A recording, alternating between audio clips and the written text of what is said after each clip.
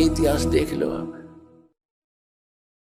इनको एक पल का भी सुख नहीं।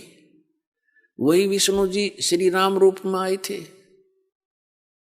विवाह हुआ, विवाह होते ही वनवास हुआ, वनवास होते ही सीता का अपहरण हुआ, रावण के लट्ठम लट्ठा, लाखों करोड़ों व्यक्ति मारे गए।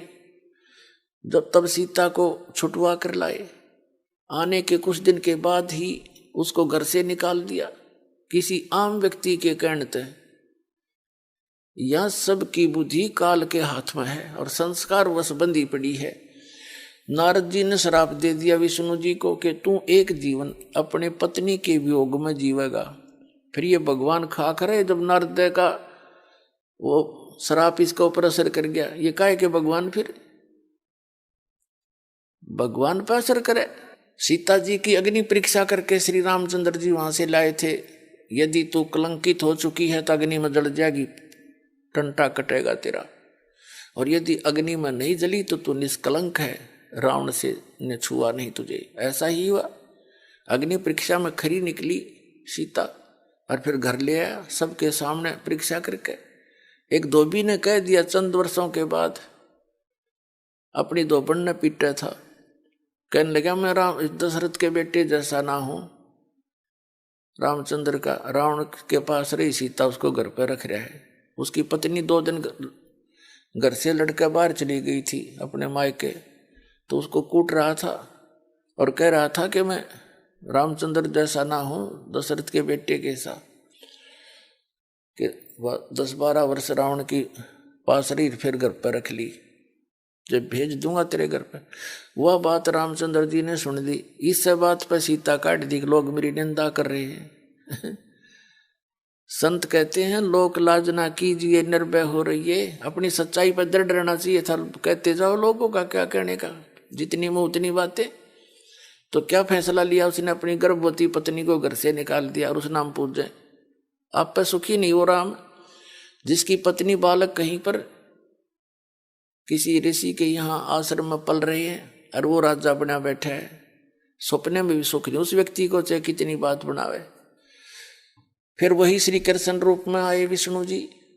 श्री कृष्ण जी का इतिहास देख लो, लट्ठम लट्ठा, जेल में जन्म हुआ, मामा शत्रु हो गया, कभी जरासिंह कभी शिशुपाल, रोज झगड़े रहे। इस उद्देश्य से उन्होंने मथुरा को त्याग कर एक बहुत कोने में जाकर समुद्र के बीच में टापू सेलेक्ट किया।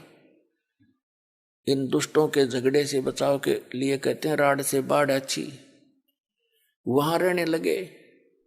उसके वहां क्या दुख हुआ, उनके सामने पूरे यादव कुल 56 करोड़ उनकी जनसंख्या हो चुकी थी, श्री कृष्ण जी के वंशजों की, कुल वालों की। अब पर लड़के मर गए, दुर्वासा ने श्राप दे दिया, श्री कृष्ण तई मारे गए, सारे 56 करोड़ यादव कटका मर गए आपस में लड़के।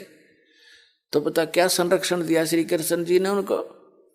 तो परमात्मा कहते हैं साच कहूं तो जग नहीं माने और झूठ कही ना जाई हो, ये ब्रह्मा विष्णु शिव जी दुखिया जिन ये राह चलाई हो। श्री देवी भागवत महापुराण के अंदर प्रथम स्कंद में ब्रह्मा जी पूछ रहे विष्णु जी से कि आप भी तपस्या कर रहे हो, मुझे बड़ा हैरानी है, आप तो भगवान हो, ये हो, विश्व पालक हो, सब देवों के देव हो। और विष्णु जी कहता है कि मैं अधिकतर सब तप करता रहता हूँ, तप करके फिर राक्षसों के साथ युद्ध करता हूँ, उनको मारता हूँ, थोड़ा बहुत समय मिला तो कुछ देर लक्ष्मी के साथ सुखपूर्वक व्यतीत कर पाता हूँ। तो परमात्मा कहती है खाक सो के इनको। तो कहने का भाव परमात्मा कहते हैं साच कहूं तो थारा गले उतरे नहीं। आज से 600 वर्ष पहले ये बात परमात्मा कबीर जी कहा करते, जो दास आज कह रहा है, आज प्रमाण दिखा रहा हूं। ये परमात्मा कबीर जी ने ये मीडिया, ये जो इलेक्ट्रॉनिक सिस्टम बनवाया है, कबीर परमात्मा की देन है या सत्कर मान लियो, या मैन सतर की दिमाग नहीं है कि वैज्ञानिका ने ये बना लियो। ये वैज्ञानिक आड़े ना गड्ढे थे, 4 लाखों वर्ष बीत गए, कुछ ना बना पाए।